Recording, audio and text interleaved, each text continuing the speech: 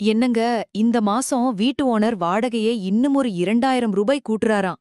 Middle class வாழ்க்கையில அணுகுண்ட விட பயங்கரமான வார்த்தை, தூக்கத்த கெடுத்துற வார்த்தை இதுதான். இத கேட்ட உடனே கார்த்திக்குக்கு நெஞ்சில சுரீர்னு ஒரு வலி. பாஸ்புக் அப்படியே மூடி வச்சுட்டு, "என்ன கவிதா சொல்ற? இப்பதானே போன வருஷம் ஏத்துனாரு, அதுக்குள்ள மறுபடியுமா? நம்ம ஆபீஸ்ல சம்பளம் என்னவோ ஆமை வேகத்துல தான் ஏறுது, ஆனா இந்த வீட்டு வாடகை மட்டும் சிறுத்த வேகத்துல பாயுதே. இப்படியே போனா நாம எப்பதான் நமன்னு ஒரு சொந்த வீட்டுக்கு போறது?" நண்பர்களே, உங்ககிட்ட ஒரு கேள்வி கேக்குறேன். இதே வலி, இதே ஏக்கம் உங்களுக்கும் என்னைக்காவது வந்திருக்கா? மாசம் பிறந்தா சம்பள காசு கைக்கு வர்றதும், அதுல பாதி காசு வாடகைக்கே ஓடி போறதையும் பார்த்து பெருமூச்சு விடுறவரா நீங்க? அடுத்தவன் வீட்டுக்கு வெள்ளை அடிக்கிறதுக்கு பதிலா வருஷம் வருஷம் ஓனரோட கண்டிஷனுக்கு பயந்து வாழ்றதுக்கு நமக்குன்னு ஒரு 4 செவரு, ஒரு சொந்த கூரை இருக்காதான்னு நீங்க ஏங்குறது நிஜம்தானா? அப்படி நீங்க யோசிச்சிருந்தீங்கன்னா கமெண்ட்ல ஆமாம்னு சொல்லுங்க. ஏன்னா உங்க அந்த பெருமூச்சுக்கான விடைதான் இந்த வீடியோ. இன்னைக்கு நாம பார்க்க போறது நம்ம வீட்டு பக்கத்துல வாழ்ற கார்த்திக் கவிதா தம்பதியோட நிஜமான கதை. இவங்களுக்கு பெரிய பூர்வீக சொத்து எதுவுமே கிடையாது, லட்ச லட்சமா சம்பளமும் கிடையாது. ஆனா இவங்க 2 பேரும் சேர்ந்து போட்ட ஒரு ரகசிய மாஸ்டர் பிளான் வெறும் 5 வருஷத்துல இவங்களோட சொந்த வீட்டு கனவுக்கான முன்பணத்தை, டவுன் பேமெண்ட்டை எப்படி கோடிகளிலோ அல்லது லட்சங்களிலோ கடன் வாங்காம தங்களோட சொந்த சேமிப்பிலேயே ரெடி பண்ணுனாங்க. அந்த 5 ஆண்டுகால மேஜிக் பிளான் என்ன? இந்த பிளான பார்க்கறதுக்கு முன்னாடி நம்ம சப்ஸ்கிரைபர்ஸ் நிறைய பேரு, "அக்கா, நீங்க போன வீடியோல சொன்னீங்களே அந்த மியூச்சுவல் ஃபண்ட் எஸ்ஐபி பத்தி எங்களுக்கு இன்னும் தெளிவா புரியல, அத பத்தி முழுசா சொல்லுங்கன்னு" தொடர்ந்து கேட்டுட்டே இருக்கீங்க. உங்களுக்காக தான் இந்த சேலஞ்ச். இந்த வீடியோவுக்கு 500 லைக்ஸ் வந்துச்சுன்னா அடுத்த வீடியோல மியூச்சுவல் ஃபண்ட் எஸ்ஐபினா என்ன, அதுல எப்படி பயமில்லாம முதலீடு செய்யணும், மிடில் கிளாஸுக்கு எது பெஸ்ட் அப்படிங்கிற முழு விவரத்தையும் A to Z நான் உங்களுக்கு எளிய தமிழ்ல ஷேர் பண்றேன். சோ உடனே லைக் பட்டனை தட்டிடுங்க. நண்பர்களே, கார்த்திக்கும் கவிதாவும் இந்த அளவுக்கு கடினமா உழைச்சு சைடு இன்கம் பார்த்து எக்ஸ்ட்ராவா சேமிச்சதுனால தான் அவங்களால கரெக்டா 5 வருஷத்துல இந்த இலக்க அடைய முடிஞ்சது. ஆனா இங்க நீங்க நல்லா புரிஞ்சுக்கணும், உங்களோட சேமிப்பும் உங்களோட மாத சம்பளமும் எவ்வளவு இருக்கோ அதை வச்சுதான் உங்களோட சொந்த வீட்டு கனவுக்கான காலம் முடிவாகும். இது ஒவ்வொருத்தரோட வருமானத்தை பொறுத்தும் அவங்க பண்ற சேமிப்பை பொறுத்தும் கண்டிப்பா மாறுபடும். ஒருத்தருக்கு இது 3 வருஷத்திலேயே முடியலாம், சிலருக்கு 7 வருஷம் கூட ஆகலாம். ஆனா பிளான் பண்ணா கண்டிப்பா நடக்கும். இப்போ கார்த்திக் கவிதாவோட வாழ்க்கைய மாத்துன அந்த 5 வருஷ சீக்ரெட் பிளான் என்னன்னு பார்ப்போமா? ஸ்கிப் பண்ணாம பாருங்க. ஏன்னா இது அவங்க கதை மட்டும் இல்ல, உங்க கனவு இல்லத்த கட்டப்போற உங்க கதையாவும் மாறலாம். வாடகை உயர்வு கொடுத்த அந்த அடியில கார்த்திக்கும் கவிதாவும் ஒரு தீர்க்கமான முடிவுக்கு வராங்க. இனிமே அடுத்தவன் வீட்டுக்கு வாடகை தர காசை வச்சு நாமளே ஒரு சொந்த நிலம் வாங்கி வீடு கட்டணும். இப்போ இல்லனா எப்பவுமே இல்ல அப்படின்னு வைராகியமா முடிவெடுக்கறாங்க. உடனே நம்ம கார்த்திக் என்ன பண்றாரு? ஆர்வமா ஒரு பில்டரையும் தெரிஞ்ச ரியல் எஸ்டேட் ஏஜென்ட்டையும் போய் பாக்குறாரு. ஆனா அங்க போய் பேசிட்டு வீட்டுக்கு வந்த கார்த்திக்கோட முகம் அப்படியே இருந்து போய் இருக்கு. சோபால வந்து அப்படியே சோர்ந்து போய் உட்கார்றாரு. "என்னங்க, என்ன சொன்னாங்க? லோன் கிடைச்சிடுமான்னு கேக்குறா. கார்த்திக் பெருமூச்சு விட்டுட்டு சொல்றாரு, "கவிதா, நாம நெனைச்ச பட்ஜெட்ல ஒரு நல்ல இடமா பார்த்து வீடு கட்டணும்னா எப்படியும் மொத்தம் 40 லட்சம் ரூபாய் ஆகும்னு சொல்றாங்க. சரி, பேங்க்ல லோன் வாங்கிக்கலான்னு பார்த்தா அங்கதான் பெரிய இடி. பேங்க்ல மொத்த தொகையையும் லோனா தரமாட்டாங்க கவிதா. 80% தான் தருவாங்களாம். மீதி 20%, அதாவது 8 லட்சம் ரூபாய் நாம கை காசு போடணுமா. அது மட்டும் இல்ல, இடம் வாங்குறதுக்கான ரெஜிஸ்ட்ரேஷன் ஃபீஸ், அஞ்சல் கார்டு, அப்ரூவல், இன்ஜினியர் ஃபீஸ்னு அதுக்கு ஒரு 2 லட்சம் எக்ஸ்ட்ரா ஆகும்னு சொல்றாங்க. ஆக மொத்தம் லோன் அப்ளை பண்றதுக்கு முன்னாடியே 10 லட்சம் ரூபாய் முன்பணம், டவுன் பேமெண்ட் நம்ம கையில ரெடியா இருக்கணுமா. இத கேட்ட உடனே கவிதா கையில இருந்த பேனா கீழே விழுது. அவங்க அப்படியே ஷாக் ஆகி தலையில கை வச்சு உட்கார்ந்துட்டாங்க. "என்னங்க சொல்றீங்க? 10 லட்சமா? இப்போ நம்ம பேங்க் அக்கவுண்ட்ல அவசரத்துக்கு எடுத்து பார்க்க 50,000 ரூபாய் கூட ஒழுங்கா தேராது. இதுல 10 லட்சத்துக்கு நாம எங்க போறது? மிடில் கிளாஸ்ல பிறந்த நமக்கு இதெல்லாம் செட் ஆகாதுங்க. இந்த ஜென்மத்துல நாம சொந்த வீடு கட்டுறது சாத்தியமே இல்ல போல." ஃப்ரெண்ட்ஸ், இப்போ உங்ககிட்ட ஒரு கேள்வி கேக்குறேன். நீங்களும் உங்களோட சொந்த வீட்டு கனவை பத்தி யோசிக்கும்போது இந்த டவுன் பேமெண்ட் அப்படிங்கிற 10 லட்சத்தையும் 15 லட்சத்தையும் கேட்டுட்டு நமக்கு எதுக்கு இந்த ஆகாத வேலைன்னு ஆரம்பிக்கிறதுக்கு முன்னாடியே உங்க கனவை அப்படியே மூட்டை கட்டி வச்சிருக்கீங்களா? கையில 5 பைசா இல்ல, நான் எப்படி நிலம் வாங்குறதுன்னு நினைச்சு பின்வாங்கியிருக்கீங்களா? நீங்க அப்படி பயந்திருந்தா கமெண்ட்ல சொல்லுங்க. ஏன்னா 90% மிடில் கிளாஸ் குடும்பங்கள் இந்த முன்பண அதிர்ச்சிய பார்த்துதான் தங்களோட சொந்த வீட்டு கனவையே கைவிட்டுறாங்க. ஆனா இந்த 10 லட்சம் அப்படிங்கிற தொகைய ஒரு மலையா பார்க்காம அத சின்ன சின்ன கற்களா உடைச்சா என்ன ஆகும்? யோசிச்சு பாருங்க. 5 வருஷத்துல 10 லட்சம் சேர்க்கணும். அத மாசக்கணக்குல பிரிச்சு பார்த்தா மாசத்துக்கு எவ்வளவு தெரியுமா? வெறும் 16,500 ரூபாய் தான். இத கேட்ட உடனே கார்த்திக்குக்கு இன்னும் தலை சுத்துது. கவிதா, மாசம் 16,500 ரூபாயா? இப்போ இருக்கிற வரவு செலவுக்கே மாச கடைசியில திண்டாடுறோம். இதுல மாசம் மாசம் 16,500 ரூபாய்க்கு நான் எங்க போறது? அது சாத்தியமே இல்லையே அப்படின்னு கார்த்திக் யோசிச்சாரு. ஆனா அங்கதான் கவிதா தன் அசாத்திய புத்திசாலித்தனத்தை காட்டினாங்க. முடியாதுன்னு நினைக்காதீங்க. நாம வாழ்ற இதே வாழ்க்கையில சின்ன சின்ன மாற்றங்களை செஞ்சா இந்த 16,500 ரூபாய அசால்ட்டா மிச்சம் பிடிக்கலாம்னு சொன்னாங்க. அப்படி கவிதா போட்ட அந்த பட்ஜெட் கத்தரி என்ன? அவங்க எப்படி காசை மிச்சம் பண்ணி முதலீடு செஞ்சாங்க? அத அடுத்த சீன்ல பார்ப்போம். மாசம் 16,500 ரூபா எப்படிங்க மிச்சம் பண்றதுன்னு கார்த்திக் கைய பிசைஞ்சிட்டு நின்னப்போ நம்ம கவிதா ஒரு சூப்பர் மேஜிக் பிளான் போட்டாங்க பாஸ். உலகத்துல இருக்கிற பெரிய பெரிய பில்லியனர்கள்ல இருந்து புத்திசாலி மிடில் கிளாஸ் மக்கள் வர எல்லாரும் ஃபாலோ பண்ற ஒரு அருமையான ஃபார்முலா தான் அது. அதுக்கு பேரு தான் 50-30-20 விதி. 50-30-20 விதி. எதென்ன 50-30-20 விதி? புதுசா இருக்கேன்னு யோசிக்கிறீங்களா? நீங்க உங்க சம்பளத்தை எப்படி பிரிக்கணும்னு ஒரு கணக்கு இருக்கு. இப்போ உதாரணத்துக்கு கார்த்திக்கோட மாத சம்பளம் 50,000 ரூபா. கவிதா அதை எப்படி பிரிச்சாங்கன்னு பாப்போம். நண்பர்களே, இங்க ஒரு முக்கியமான விஷயம்.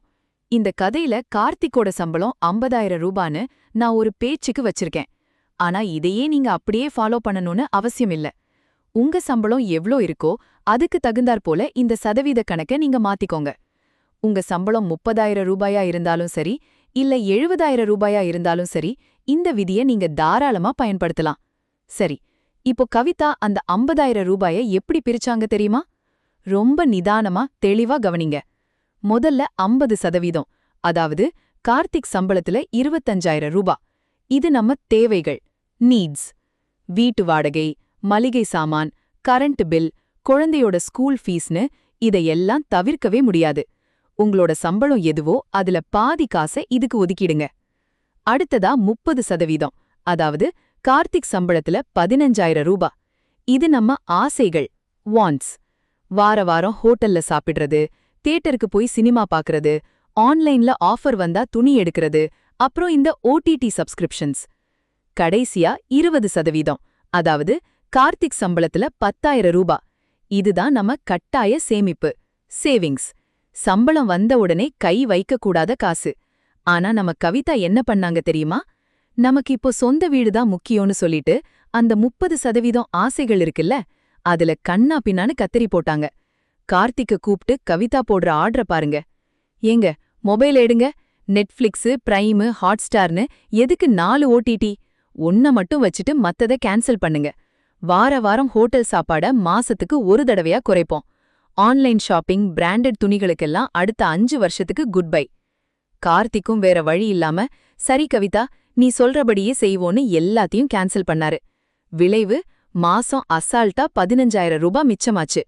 கையில இருந்த சேமிப்பு 10,000த்தையும் சேர்த்து மாசம் 25,000 ரூபா வரைக்கும் அவங்களால ஒதுக்க முடிஞ்சது. ஆனா அவங்க இலக்கு மாசம் 16,500 ரூபா தான்.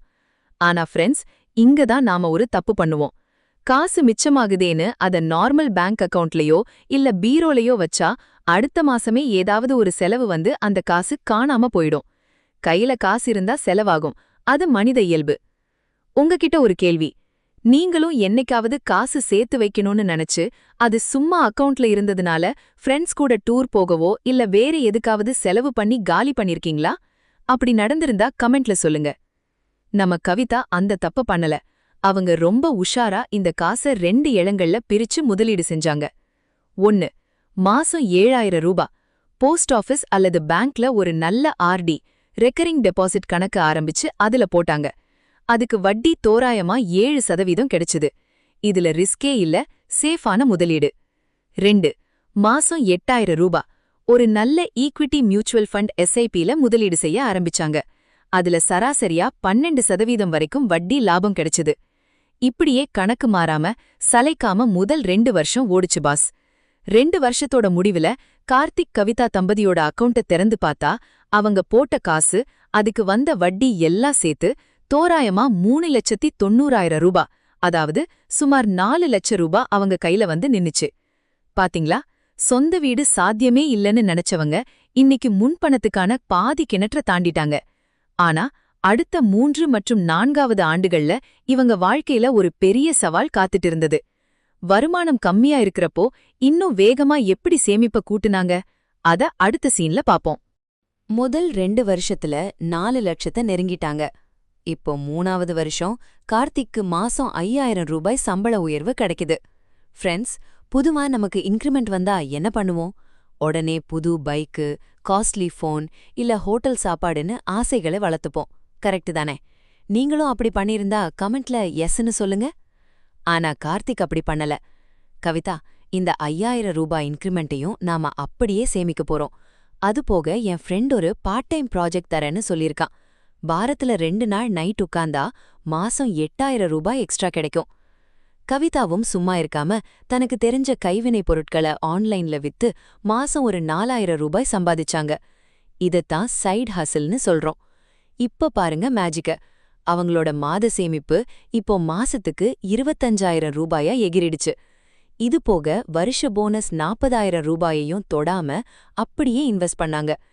இங்கதான் கூட்டு வட்டி வேலை செய்யுது. வட்டிக்கு மேல் வட்டி குட்டி போட்டு காசு பனிப்பாறை மாதிரி வளருது.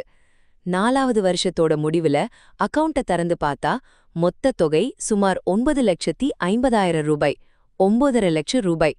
வெறும் 4 வருஷத்துல தங்களோட இலக்கான 10 லட்சத்துக்கு பக்கத்துல வந்துட்டாங்க. சரி, அந்த 5வது வருஷத்துல அவங்க சொந்த வீட்டு கனவு எப்படி நனவாச்சு, அத அடுத்த சீன்ல பாப்போம். 4 வருஷம் முடிஞ்சு அந்த 5வது வருஷத்தோட இறுதி நாள் வருது. கார்த்திக்கும் கவிதாவும் தங்களோட மியூச்சுவல் ஃபண்ட் எஸ்ஐபி மற்றும் ஆர்டி அக்கவுண்டோட மொத்த மதிப்பை எடுத்து பாக்குறாங்க. அவங்க கண்ணையே அவங்களால நம்ப முடியல. ஏன்னா இவங்க போட்ட அசல் காசு, அதுக்கு வந்த வட்டி, கூட்டு வட்டி எல்லாம் சேர்ந்து இப்போ மொத்தமா 11,80,000 ரூபாய் வந்து நிக்குது. அவங்க இலக்கு வச்ச 10 லட்சத்தை விட கிட்டத்தட்ட 1.8 லட்சம் ரூபாய் எக்ஸ்ட்ராவாவே சேர்ந்திருக்கு. இது எப்படின்னு பாக்குறீங்களா? அவங்க ஆரம்பத்துல போட்ட 15,000 ரூபாய் சேமிப்பு, அதுக்கப்புறம் இன்கிரிமெண்ட், சைடு இன்கம்னு சேர்த்து மாசம் 25,000 ரூபாயா மாத்துனது. இது போக 4 வருஷ போனஸ் காசான 1,60,000 ரூபாயையும் அப்படியே முதலீடு பண்ணுனது.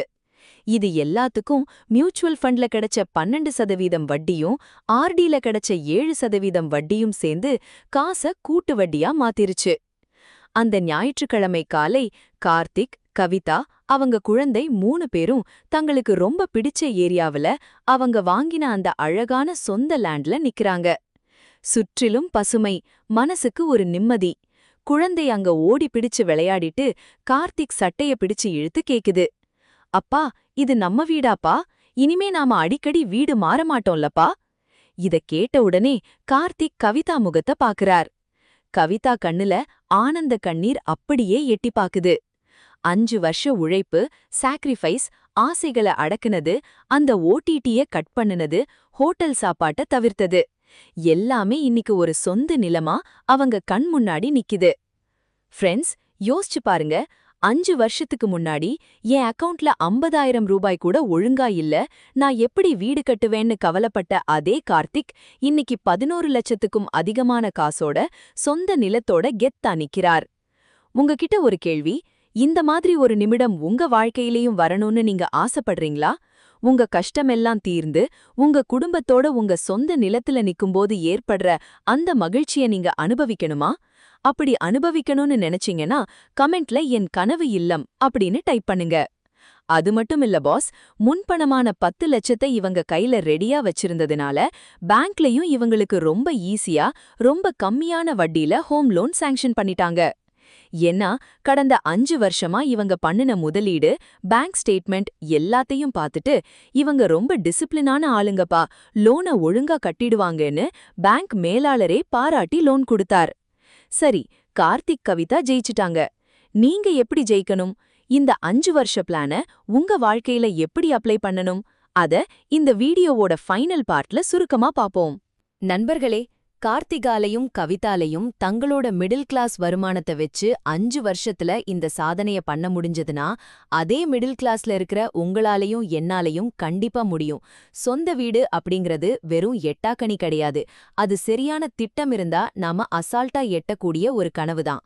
இன்னைக்கு நாம பார்த்த கதையிலிருந்து நீங்க கத்துக்க வேண்டிய 4 கோல்டன் ரூல்ஸ் இதுதான். 1. இலக்க முடிவு பண்ணுங்க. முதல்ல உங்க ஏரியாவுல நிலம் வாங்கி வீடு கட்ட எவ்வளவு முன்பணம் வேணும்னு ஒரு கணக்கு போடுங்க. 2. 50-30-20 விதி. உங்க சம்பளத்துக்கு தகுந்தாற் போல பட்ஜெட்டை பிரிங்க. தேவையில்லாத ஆசைகள், ஆடம்பர செலவுகள்ல கத்தரி போடுங்க. 3. Smart investment. காசை சும்மா பேங்க்ல வைக்காம நம்ம கவிதா பண்ண மாதிரி ரிஸ்கே இல்லாத ஒரு ஆர்டி மற்றும் நல்ல லாபம் தர்ற மியூச்சுவல் ஃபண்ட் எஸ்ஐபில பிரிச்சு முதலீடு செய்யுங்க. 4. வருமானம் உயரும்போது சேமிப்ப கூட்டுங்க. இன்கிரிமெண்ட் போனஸ் வந்தா உடனே பைக் போன் வாங்காம சைடு ஹசல் மூலமா வர்ற கூடுதல் வருமானத்தையும் அப்படியே சேமிப்புல போடுங்க. ஃப்ரெண்ட்ஸ், இப்போ உங்ககிட்ட ஒரு ஃபைனல் கேள்வி கேட்கிறேன். நீங்க உங்களோட சொந்த வீட்டு கனவுக்கான சேமிப்ப இன்னைக்கே இந்த நிமிஷமே ஆரம்பிக்க ரெடியா? உங்க பட்ஜெட்ல இருக்கிற அந்த அனாவசிய செலவுகளை கட் பண்ணி உங்க குடும்பத்துக்காக உழைக்க நீங்க தயாரா? உங்க பதில மறக்காம கமெண்ட்ல சொல்லுங்க. ஏன்னா நீங்க போடுற கமெண்ட் தான் உங்களோட முதல் அடி. எப்போதும் ஞாபகம் வச்சுக்கோங்க, இன்னைக்கு நீங்க கஷ்டப்பட்டு சேமிக்கிற ஒவ்வொரு ரூபாயும் நாளைக்கு உங்க சொந்த வீட்டு வாசல்ல கெத்தா நிக்க போற ஒரு பலமான தூண். வீடியோவோட ஆரம்பத்துல சொன்ன மாதிரி நம்ம சப்ஸ்கிரைபர்ஸ் கேட்ட மியூச்சுவல் ஃபண்ட் எஸ்ஐபி பத்தின முழு விவரமும் உங்களுக்கு வேணும்னா இந்த வீடியோவுக்கு உடனே 500 லைக்ஸ் கொண்டு வந்துடுங்க. உங்க ஃப்ரெண்ட்ஸ், ஃபேமிலி, முக்கியமா உங்க பார்ட்னருக்கு இந்த வீடியோவை இப்பவே ஷேர் பண்ணுங்க. ஒன்னா உட்கார்ந்து இன்னிக்கே டைரியை எடுத்து பட்ஜெட் போடுங்க. மறக்காம நம்ம சேனலுக்கு லைக், ஷேர் அண்ட் சப்ஸ்கிரைப் பண்ணிட்டு பக்கத்துல இருக்கிற பெல் ஐகானையும் தட்டிடுங்க. அடுத்த வீடியோவுல இதை விட ஒரு சூப்பர் ஃபைனான்ஷியல் பிளானோட உங்களை வந்து பார்க்கறேன். உங்க கனவு இல்லம் சீக்கிரம் நனவாக வாழ்த்துகள். நன்றி, வணக்கம்.